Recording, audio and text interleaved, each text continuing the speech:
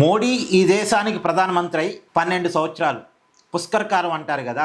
మోడీ 2014 ఎన్నికల్లో ఎన్డీఏ కూటమి గెలుపు ద్వారా దేశానికి మొదటిసారి ప్రధాని అయ్యారు. తర్వాత 2019 ఎన్నికల్లో ఎన్డీఏ కూటమి రెండోసారి గెలవడం ద్వారా, 2024 పార్లమెంట్ సార్వత్రిక ఎన్నికల్లో మూడోసారి ఎన్డీఏ కూటమి గెలవడం ద్వారా హ్యాట్రిక్ పీఎంగా ఇప్పుడు ఒక రికార్డు ఉంది ఆయన. పైగా 12 సంవత్సరాలు కంటిన్యూషన్ గా ప్రధానమంత్రిగా ఉండటం అనేది ఒక రికార్డు. గతంలో నెహ్రూ గారి రికార్డును కూడా మోడీ గారు బద్దలు కొట్టారు. ఇది ఎలా సాధ్యమైంది? ఒకప్పుడు నెహ్రూ గారికి ఎలా సాధ్యమైంది, ఇప్పుడు నెహ్రూ గారి రికార్డుని బద్దలు కొట్టడం మోడీ గారికి ఎలా సాధ్యమైంది? ఒకప్పుడేమో కాంగ్రెస్, దేశానికి స్వతంత్రం కాంగ్రెస్ వల్లే వచ్చింది, దేశ స్వతంత్ర ఉద్యమానికి కాంగ్రెస్ నాయకత్వం వహించింది, ఇవాళ దేశభక్తి ఉన్న పార్టీ కాంగ్రెస్ మాత్రమే, ఈ దేశాన్ని రక్షించాలి అంటే అది కాంగ్రెస్ వల్లే సాధ్యం అన్న ఒక జాతీయ భావాన్ని ఆ రోజు ప్రజల్లోకి కాంగ్రెస్ బలంగా తీసుకెళ్లగలిగింది, జనంలో నమ్మించగలిగింది.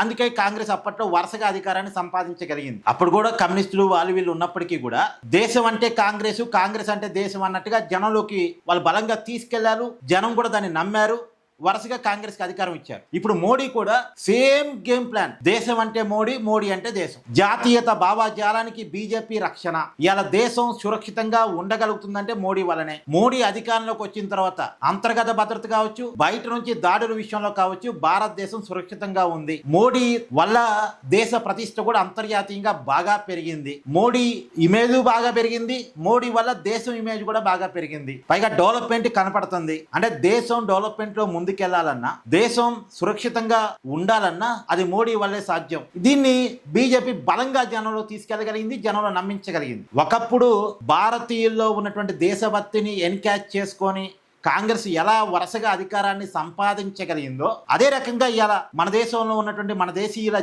దేశభక్తిని బీజేపీ క్యాచ్ చేసుకుంటూ బీజేపీ వరుసగా అధికారాన్ని సంపాదించగలుగుతుంది. ఈ దేశంలో మెజారిటీగా ఉన్న హిందువులకి రక్షణ కావాలన్నా, హిందుత్వం బలంగా ముందుకు వెళ్లాలన్నా, అంటే హిందుత్వం ఇతర మతాల నుంచి వచ్చే దాడులను తట్టుకొని నిలబడాలన్నా, ఈ భారతదేశ సంస్కృతి సాంప్రదాయాలు నిలబడాలన్నా అది మోడీ ప్రధానిగా ఉంటేనే సాధ్యం అన్నదాన్ని భారతదేశం భారతీయుల మెదడులో బాగా ఇంజెస్ట్ చేయగలిగారు. దానివల్లే వరుసగా మోడీ గెలుస్తున్నాడు, అధికారాన్ని సంపాదించగలుగుతున్నాడు. ఈ దేశంలో సమస్యలు లేవా అంటే సమస్యలు ఉన్నాయి, కానీ ఈ సమస్యలు ఎప్పుడు మాత్రం లేవు అనేది జనంలో కూడా. ఇప్పుడు పెట్రోల్ ధరలు పెరుగుతున్నాయి, నిత్యావసరాలు పెరుగుతున్నాయి, కాస్ట్ ఆఫ్ లివింగ్ పెరిగింది. అయినా ఇది కామన్. కానీ ఇంతకు మించి దేశం గురించి ఆలోచించినప్పుడు మోడీకి డీటెయిల్ నాయకులు ఎవరున్నారు ప్రతిపక్షంలో? అసలు మోడీ చేతిలో దేశం ఉంటేనే సేఫ్ అనే దాన్ని భారతీయుల్లోకి బాగా చొప్పించగలిగారు. అది దానివల్ల బీజేపీ వరుసగా గెలుపు సాధించగలుగుతుంది. సో అంటే ఇప్పుడు చాలా మంది చెప్తుంటారు ఈవీఎంల ద్వారా గెలుస్తున్నారు అది ఇది అని చెప్పేసి. ఈవీఎంల ద్వారా కాదు, ఈవీఎంల ట్యాంపరింగ్ కాదు దేశంలో జరుగుతుంది, మైండ్ ట్యాంపరింగ్. ఈ దేశం మోడీ ఉంటేనే సేఫ్